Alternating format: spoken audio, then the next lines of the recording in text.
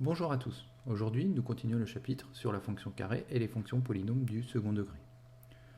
Nous allons aujourd'hui aborder la partie fonction polynôme du second degré. On appelle fonction polynôme du second degré toute fonction définie sur R de la forme p de x égale ax carré plus bx plus c, où a, b, c sont des nombres réels qui sont appelés coefficients. Évidemment, le coefficient a doit être différent de 0, puisqu'en effet, si a était égal à 0, on perdrait le terme en x carré, et donc p de x serait en fait une fonction affine, et non plus une fonction polynôme du second degré. Quelques exemples.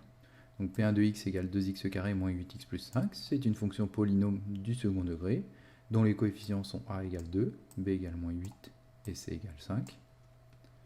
De même, p2 de x égale moins x carré plus 7, c'est une fonction polynôme du second degré, dont les coefficients sont a égale moins 1, b égale 0 et c égale 7. D'autre part, toute fonction polynôme du second degré peut se mettre sous la forme a fois x moins alpha au carré plus bêta avec a différent de 0. Cette écriture est appelée forme canonique du polynôme du second degré.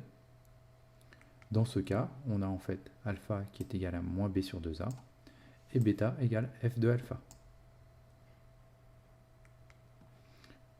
Reprenons l'exemple de la partie précédente.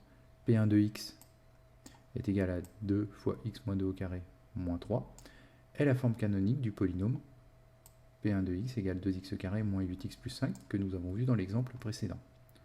En effet, si nous développons la forme canonique, 2x moins 2 au carré moins 3, donc nous pouvons utiliser une identité remarquable pour développer cette partie-là.